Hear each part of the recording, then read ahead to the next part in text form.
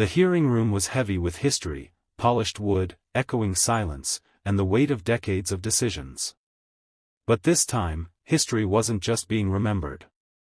It was being rewritten. Alan Dershowitz had just finished a passionate 5-minute tirade about legal tradition, individual liberties, and preserving the foundations of jurisprudence.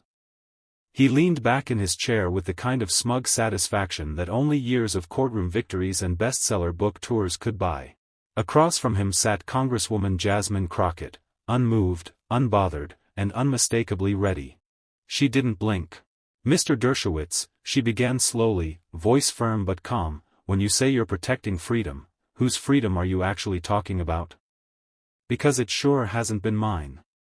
Or my constituents. Or the generations of voices you've worked so hard to silence." A ripple of silence swept the room. Even the microphone seemed to lean in. Dershowitz squinted slightly, unsure whether to smirk or brace himself. "You speak of law like it's sacred," Jasmine continued. "But when it's weaponized, when it's twisted to protect the powerful and punish the poor, it's no longer law. It's legacy theater." That was the line. Reporters scribbled. Aide's head snapped up. The C-SPAN camera zoomed in. Dershowitz started to interrupt. She raised her hand. "Don't. I listened to you. You'll listen to me." The room stilled again. "You call dissent dangerous. I call it democratic. You see rebellion, I see representation. And while you've spent a lifetime defending institutions that have failed so many, I've spent mine trying to make sure they finally work for everyone." She leaned forward. "And if my voice makes your legacy tremble, maybe your legacy wasn't built on as much truth as you think." The air felt electrified. Nobody moved. Even Alan sat back, his mouth slightly open, his rebuttal lost somewhere between ego and realization. It wasn't just a clapback. It was a declaration. And Jasmine Crockett had just changed the temperature in that room forever. Alan Dershowitz tried to recover his composure. He adjusted his glasses, cleared his throat, and attempted to shift the narrative back to his domain, the Constitution, judicial precedent, Ivy League credentials. But his voice, though steady, lacked the weight it once carried. "You're misunderstanding me, Congresswoman," he said. "My life's work has been dedicated to ensuring due process. I don't silence voices, I protect them." Jasmine raised an eyebrow. "Do you? Or do you protect the ones you find convenient?" That landed like a gavel strike. Alan's hands twitched slightly. "I've defended unpopular opinions because I believe in free speech. But never ours," Jasmine said sharply. "Never the voices coming from the south side of Chicago. Or the back row of a courtroom. Or the mothers begging for justice after their children were shot dead in the street." The silence was brutal. She pressed on. "You call it academic freedom. We call it selective outrage. You lecture about the Constitution like it's never been used to oppress. But my ancestors bled for amendments they were never allowed to read." Alan tried to speak again, but Jasmine didn't let up. "I don't need a lecture from someone who's never had to fear being pulled over, being overlooked, or being spoken over." She stood up now, slowly, intentionally. "I came here with facts. Not feelings. But since you brought up your legacy, let's talk about it." She pulled out a folder and opened it on the table. "This is a transcript from a panel where you said protests had become a threat to civilized society." "Civilized by whose standards, Mr. Dershowitz? The ones that excluded my grandparents from restaurants? Or the ones that told my mother to use the back entrance at the hospital?" The air had shifted again. Reporters looked stunned. Even the opposing party was quiet, calculating. "And here," she continued, lifting another paper, "is a brief you filed defending a policy that disproportionately jailed black teenagers for non-violent offenses. You say you protect justice. But what you protect looks a lot like privilege dressed up in a robe." Alan's face flushed. The camera zoomed in. It was undeniable, he was on the defensive now. Jasmine looked him in the eyes. You didn't come here for a discussion. You came here to protect an image. But today, that image cracked. And with that, she sat down. The silence was louder than applause. Jasmine Crockett's silence after sitting down wasn't weakness. It was precision. And Alan Dershowitz felt every second of it.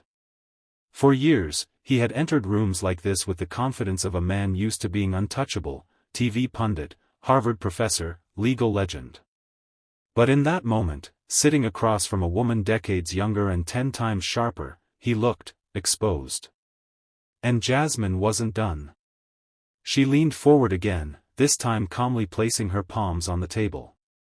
"Let me be clear," she said. "This isn't personal. It's structural."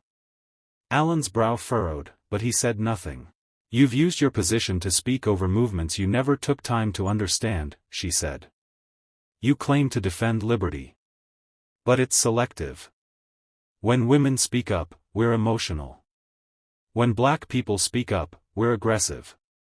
But when you speak up, it's called legal expertise." The audience was frozen. Every click of a pen, every deep breath from a staffer, it all felt amplified. "I've read your books. I've studied your arguments. I've even defended your right to speak," Jasmine said. "But what I will not do is pretend that your legacy of protecting power is something noble." A hush moved through the gallery. Alan's jaw tightened. "Legacy is earned, not inherited," Jasmine added. "And if your entire legacy shakes because one black woman speaks into a microphone, then that legacy wasn't built on justice. It was built on silence." Boom. That one sentence made it onto every clip. Every tweet. Every news banner. Alan opened his mouth, but nothing came out. Jasmine didn't need to yell. She didn't need to insult. She simply held a mirror up and let the room see what was standing behind the podium, a man whose law had outlived its conscience. And the worst part for Alan? The world was listening now, and it wasn't him they heard. Alan Dershowitz finally spoke. But it wasn't the sharp, confident voice America had grown used to on cable news panels. It was defensive. Hesitant. "I've spent my career defending the Constitution," he said, trying to reclaim ground. "Sometimes that means defending people we don't agree with. It's about principle." Jasmine interrupted, calm but firm. "Principle doesn't excuse patterns, Mr. Dershowitz." He blinked. She continued, "You've defended powerful men accused of unspeakable crimes. You've used the law not to uplift, but to shield those who already hold the shields. That's not courage. That's calculus." The gallery stirred. Alan tried again. "It's about due process. Everyone deserves a defense." "Then where were you," Jasmine shot back, "when black girls were being silenced in courtrooms? When their trauma wasn't considered credible? When survivors didn't have names big enough to matter?" Now she stood, walking toward the audience, not Alan. Her voice never rose, but it filled the chamber. "This isn't about one lawyer. It's about what we call justice, and who gets to define it." She turned toward Alan, locking eyes. "You said I'm dangerous. But I only become dangerous when the truth becomes inconvenient." The air cracked. "You built your reputation defending the law. I'm here defending those the law forgot." A long beat passed. And then Jasmine said the line that would echo across every corner of the country. "You've spent decades telling us what the law says. I'm here to remind you what it means." Alan looked like he'd aged 10 years in 10 minutes. Jasmine sat down once more. Not with arrogance, but with purpose. And the chamber, normally a battleground of ego, was dead still. The fallout was instant. Clips of Jasmine's takedown dominated social media. On TikTok, her line, "You've told us what the law says. I'm here to remind you what it means," was already a soundbite used in thousands of videos. Twitter? On fire. MSNBC played the exchange 3 times in one segment. Even conservative outlets couldn't ignore it. They tried to spin it, but Jasmine's words were bulletproof. Meanwhile, Alan Dershowitz sat in silence as headlines piled up. Dershowitz stumbles as Crockett delivers legal truth bomb. Crockett dismantles a Harvard legend, in under 10 minutes. He issued a brief statement. Something about mischaracterizations and passion overtaking nuance. But the damage was done. Because while Alan was talking about legal procedure, Jasmine had been talking about moral clarity. And that's what landed. On Capitol Hill, the impact was undeniable. Representative Jamie Raskin stopped her in the hallway. "You didn't just win that moment," he said. "You redefined it."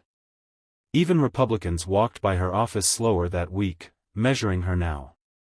Not as just another progressive, but as someone who could go toe-to-toe with legal titans and leave the room standing taller. Later that night, Jasmine sat on a bench outside the Capitol, alone. She wasn't gloating. She was thinking. Because this wasn't just a viral moment. It was a shift. A turning point. One where the old rules, respect the pedigree, yield to the name, bow to the title, were burned down by a voice that refused to whisper. She took a deep breath and looked up at the sky. "You tried to outlaw my voice," she murmured, thinking of Alan's final words. "Now listen to the world echo it." And the echo? It had only just begun. The next morning, Jasmine arrived early. She walked into her office like a woman who knew the ground beneath her had shifted, and maybe, for once, it was in her favor. Staffers nodded with a new kind of respect. Even those who disagreed with her politics moved out of her way a little quicker. Not in fear. In recognition. But Jasmine wasn't there to gloat. She was there to finish what she started. A hearing had just been scheduled, on judicial ethics. Alan Dershowitz wasn't on the panel. But his shadow lingered, large and aging. Jasmine leaned forward into the microphone and said, "Yesterday, I challenged a legal legend. Today, I challenge the silence that lets legends get away with things." The chamber tensed. Let's talk about the judges who dine with billionaires whose cases they later oversee. Let's talk about the double standard in sentencing, where zip code is more powerful than evidence. Let's talk about justice being treated like a luxury item, not a right. Senator Hawley tried to interrupt. "Ms. Crockett, this is not about you." Jasmine turned to him, ice calm. "You're right. It's about every person who never got a fair shot because someone in your seat decided to protect power instead of people." A pause. She looked directly into the cameras. "This system wasn't built for people who look like me. It was built to survive people like me. But not anymore." Click. That clip was the second explosion. By lunchtime, her speech was on CNN. Colbert made a joke about it. But even the punchline couldn't drown the truth. The story wasn't about Alan anymore. It was about a woman who stood in front of the legal establishment, with nothing but a microphone and her lived experience, and cracked it open. Back in Cambridge, Alan Dershowitz was quiet, but not silent. He went on a podcast with an old friend from Yale. The tone? Defensive. Dismissive. "This new generation," he said, "confuses passion with jurisprudence." The host nodded, half-heartedly. "But, she made headlines, Alan." Alan scoffed. "Headlines aren't legal precedents." But the problem was, people weren't reading law journals. They were watching Jasmine Crockett. And Jasmine wasn't just sounding credible. She was credible. That evening, Jasmine was invited onto the readout with Joy Reid. And this time, the gloves were off. Joy leaned in. "Congresswoman, when Alan said passion doesn't equal jurisprudence, what did you think?" Jasmine didn't blink. "I thought," says the man who defended O.J., Epstein, and Trump. If that's his idea of jurisprudence, then maybe a little passion's exactly what we need. The audience in the studio gasped, and then erupted into applause. But let me be clear, Jasmine continued. I don't care about his resume. I care about the rot he represents. The legal elite who quote the Constitution in hearings, then wink at corruption in practice. That's what I exposed. Joy let the silence hang for a beat. Do you fear backlash? She finally asked. Jasmine smirked. From who? The old guard? The donors? I'm not here to make them comfortable. I'm here to make them accountable. Back in Washington, aides for senior Republicans were scrambling. Jasmine wasn't just a soundbite anymore, she was a storm. A cultural force. And the more they tried to box her in, the more she ripped through the seams. Alan released a statement that night. It read like a legal memo dressed as a tantrum. And Jasmine? She just retweeted it, with a single emoji. Fire. No caption. Because at this point, her words weren't needed. The fire had already spread. The next morning, Jasmine Crockett stepped into a Capitol hallway already buzzing with cameras. CNN. MSNBC. Even Fox had a mic pointed her way. A reporter shouted, "Congresswoman Crockett, Alan Dershowitz says you're a threat to judicial decorum." Any response? Jasmine didn't slow her pace. But her eyes narrowed, just enough. She stopped. Turned.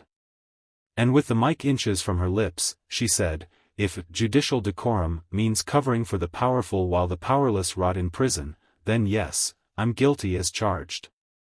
Click. Another viral clip born. Inside the chamber, a new committee hearing had been scheduled, ironically, about public trust in the judiciary. Jasmine took her seat near the center, her binder thick with examples. Real names. Real people. Real consequences. She began calmly. Let me tell you about Brittany. Sentenced to 12 years for a non-violent drug offense. First-time offender. No connections. Just poverty and bad luck. A pause. Now let's compare that to a white-collar defendant who embezzled millions, and got home detention. Why? Because his defense cited emotional distress from media coverage. The chamber squirmed. Jasmine raised her voice, not loud, just sharp. If our justice system bends for power, then let's stop calling it blind. Let's call it what it is, rigged. Suddenly, a senator muttered something under his breath. Jasmine didn't flinch. She just smiled. Say it louder, she said. I want the record to reflect every time someone tried to silence truth with a side comment. And then she dropped the final line. I didn't come here to play lawyer. I came here to play surgeon. And corruption is cancer. The room froze. Even her critics had no words. Outside, Twitter lit up like a wildfire. Hashtags exploded, hashtag Crockett cuts deep, hashtag legal reckoning, hashtag Alan who. And back in a quiet office lined with leather law books, Alan Dershowitz turned off the TV. He didn't say a word. Because for the first time in a very long time, he had none left. By Friday, Jasmine Crockett's name was on every news cheerin'. Not because she courted attention. But because the country couldn't look away. Alan Dershowitz, once the untouchable legal oracle, was now scrambling, dropping op-eds, calling in favors, and going live on conservative radio shows.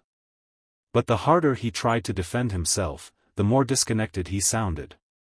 They've weaponized identity, he said on one show. She's not debating law, she's performing activism. But what he failed to grasp was simple. America was done listening to sanitized voices. That afternoon, Jasmine gave a speech at Howard Law School. The auditorium was packed. Students stood in aisles, sitting on stairs, some even watching through cracked doors. She walked up with no notes. No teleprompter. Just fire. "Let me ask you all something," she began. "When a man with a Harvard degree defends criminals, he gets book deals. When a black woman from Dallas speaks truth, she gets called too loud. You see the pattern, don't you?" The room echoed with snapping fingers and claps. "I didn't come up through the Ivy League.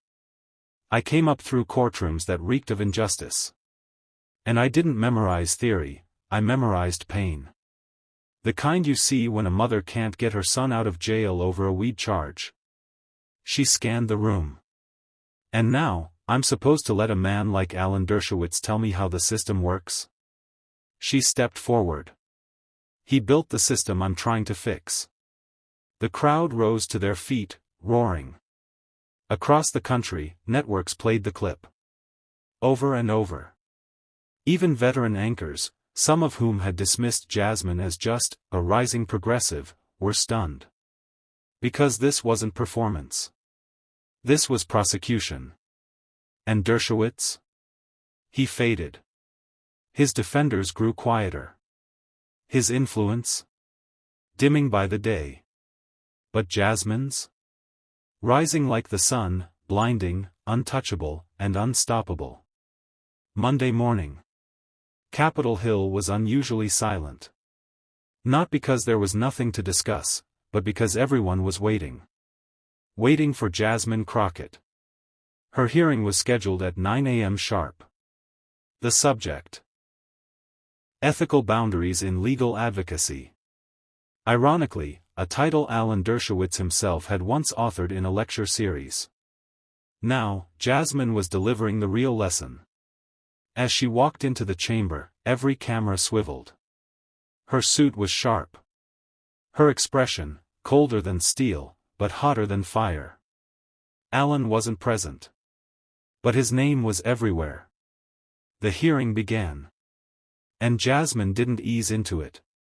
She started with a slideshow. One by one, she pulled up cases, names, dates, outcomes, patterns that screamed one thing louder than any speech could. Privilege had been weaponized. "Let me be clear," she said. "This isn't about partisanship. This isn't about revenge. This is about legacy, and who controls it." She turned to the panel. "For decades, men like Alan Dershowitz told us they were protecting justice. But what they were really protecting was themselves." She took a breath. Then hit the room with the final blow. When someone tries to outlaw your voice, don't whisper. Don't stutter. Don't ask permission. Raise your volume. Speak like thunder. Silence. Then, applause. Not from the audience. From the panel itself. Even those who'd once doubted her couldn't deny the force of her truth. Outside, the story spread like wildfire. Crockett redefines justice. Dershowitz era ends with a whisper. History has a new author, and her name is Jasmine. Alan's influence evaporated, like steam under pressure. And Jasmine? She walked out of that room not just as a congresswoman, but as a movement. Unapologetic. Unfiltered. Unforgettable. So let me make this crystal clear, if you thought I came to play politics, you were already 3 moves behind. I didn't challenge Alan Dershowitz because it was convenient. I did it because truth doesn't ask for comfort. For too long, powerful men wrapped themselves in the Constitution like armor, while weaponizing silence, privilege, and fear. They used the law not as a shield, but as a sword, slicing through justice for those who couldn't afford to speak back. But I'm not afraid of law. I studied it. I lived it. I bled for it. Alan tried to outlaw my voice, so I raised it louder. He leaned on his legacy, I buried it with facts. And if anyone else thinks their title gives them immunity from accountability, I've got a mic, a mind, and a movement behind me. Let this be your warning. I don't blink. I don't flinch. And I damn sure don't back down. Not today. Not ever.